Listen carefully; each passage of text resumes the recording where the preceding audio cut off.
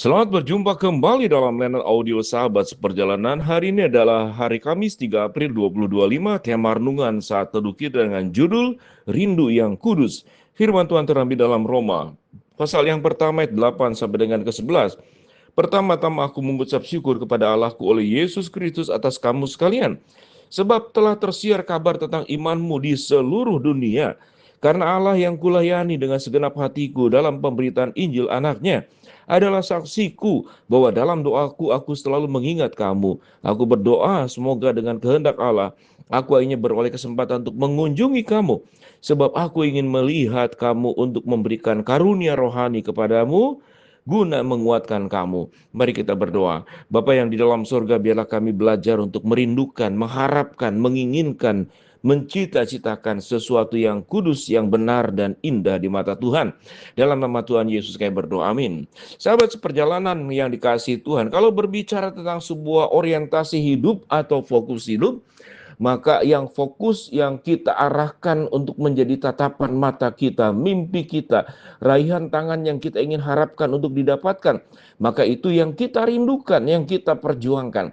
Ada orang yang merindukan sebuah rumah untuk hidupnya, maka dia berjuang menabung pagi, siang, malam, petang, di tempat dimanapun, di berbagai keadaan selalu berpikir merindukan rumah, bagaimana rumah itu bisa didapatkan. Ada orang yang mencita-citakan untuk sebuah arloji merek tertentu yang itu dimimpikan, dia menabung. Itu adalah seorang rekan saya, seorang pendeta, menginginkan merek tertentu, saya tidak sebutkan mereknya apa.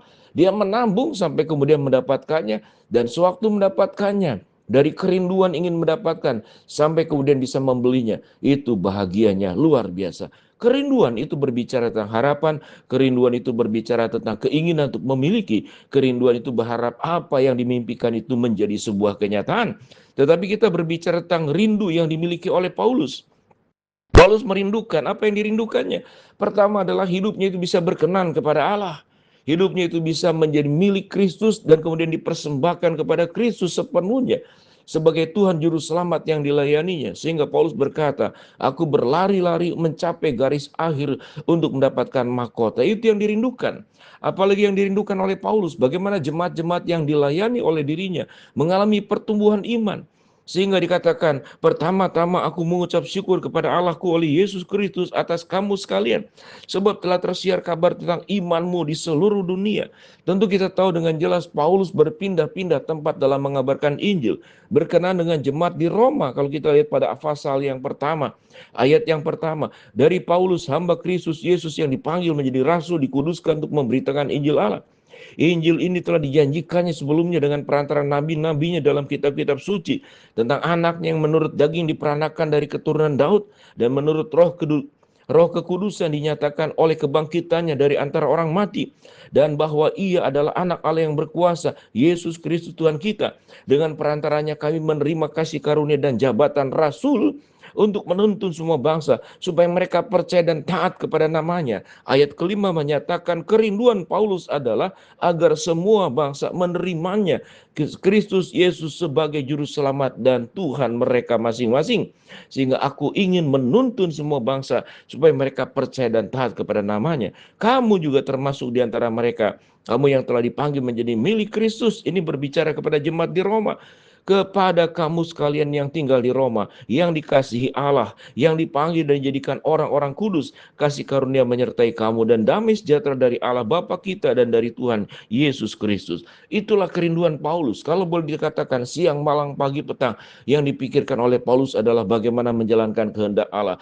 Siang, malam, pagi, petang, apa yang diperjuangkan oleh Paulus, yaitu jemaat-jemaat Tuhan yang sudah diinjilinya agar bertumbuh dengan baik imannya. Sehingga Paulus mengatakan, pertama-tama aku mengucap syukur kepada Allahku oleh Yesus Kristus atas kamu sekalian, sebab telah tersiar kabar tentang imanmu di seluruh dunia.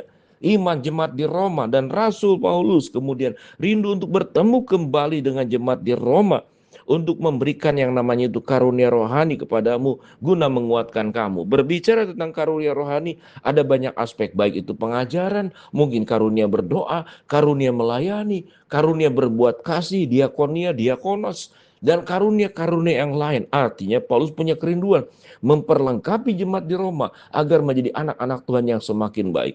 Itulah kerinduan yang kudus. Bagaimana dengan kita, sahabat seperjalanan? Apa yang kita rindukan? Apa kita merindukan sebuah mobil mewah, rumah yang kita harapkan? Atau kita rindu bisa pergi ke luar negeri, ke negara tertentu yang kita mimpikan? Atau kita rindu supaya kita mendapatkan barang benda tertentu? Atau kita merindukan seseorang yang pernah menolak kita, menolak cinta kita, mengkhianati kita? Lalu kita rindukan supaya dia bisa berubah. Maka kerinduan yang terbesar sesungguhnya adalah kerinduan yang kita alaskan di dalam kehendak Allah. Apa yang Tuhan inginkan, itulah yang kita rindukan. Apa yang Tuhan inginkan? Tuhan menginginkan kita bagi yang belum percaya mengalami pertobatan, menerima Yesus sebagai juru selamat. Apa yang Tuhan inginkan? Bagi mereka yang sudah percaya. Bagi mereka yang sudah percaya, mereka mengalami pertumbuhan rohani, mengalami sebuah perubahan hidup yang makin hari makin serupa dengan Kristus. Itu kerinduan daripada Allah. Seyogianya kerinduan daripada Allah menjadi kerinduan bagi setiap anak-anak Tuhan. Bagaimana hidup kita berkenan kepada Allah. Bagaimana dengan berkat-berkat jasmani yang ada di dalam dunia ini. Bukankah Tuhan juga yang sudah menjanjikan kepada kita? Kita tidak perlu mengkhawatirkan selama hidup kita bertanggung jawab bersungguh-sungguh. Berkat jasmani Tuhan limpahkan, berkat rohani Tuhan limpahkan. Karena yang jasmani pun Tuhan yang menciptakan, yang rohani pun itu adalah areanya Tuhan juga. Kita tidak bisa memisahkan rohani dan jasmani menjadi dualisme yang dipertentangkan, yang diperdebatkan, yang kemudian diadukan. Tidak, karena yang jasmani Tuhan yang menciptakan, yang rohani Tuhan juga yang menciptakan. Roh adalah bagian daripada rohani adalah bagian daripada roh kita. Jasmani adalah bagian daripada tubuh kita. Perasaan, pikiran juga itu menjembatani kedua aspek yang namanya itu rohani dan juga jasmani. Seluruh ciptaan yang berasal dari Allah, itulah berkat yang Tuhan limpahkan kepada kita. Apa kerinduan kita? Boleh nggak kita punya kerinduan rumah? Kalau ditanyakan kepada saya, Pak Pendeta, apa yang diinginkan kalau punya rumah? Saya katakan, kalau saya punya rumah, diizinkan punya rumah kembali, sebab rumah pribadi saya sudah punya. Saya ingin punya rumah untuk menampung anak-anak asuh yang saya layani puluhan tahun sekian lama.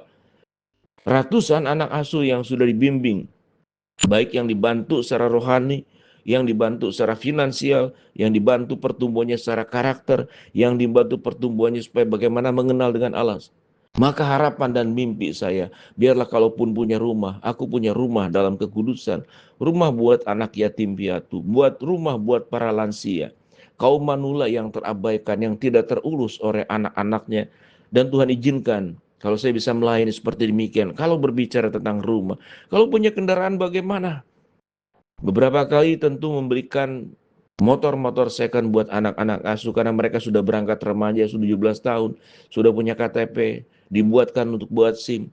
Mereka berharap saya bisa juga membeli 2 motor kembali untuk 2 anak asuh saya yang sudah berangkat umur 17 tahun, sudah punya KTP, sedang proses dibuatkan SIM. Ya Tuhan, izinkanlah kalau saya bisa memiliki, tidak bisa beli motor yang baru, tapi yang second, agar mereka punya kendaraan untuk bisa beraktivitas menjalani hidupnya. Itulah sebuah kerinduan yang kudus, yang sangat sederhana contohnya. Biarlah kita punya kerinduan seperti Paulus, kerinduan yang kudus. Biarlah kita juga punya harapan dan cita-cita, harapan cita-cita yang kudus, baik aspek rohani maupun aspek jasmani. Mari kita berdoa. Bapa dalam surga, terima kasih buat kebenaran firman yang kami pelajari. Hamba-Mu berdoa buat sahabat seperjalanan yang sakit, Tuhan jamah sembuhkan. Sahabat seperjalanan yang sedang menghadapi masalah, Tuhan bukakan jalan. Sahabat seperjalanan yang sedang berdoa mengharapkan sesuatu, Tuhan kabulkan dengan waktu dan cara Tuhan yang terbaik. Dalam nama Tuhan Yesus kami berdoa. Amin.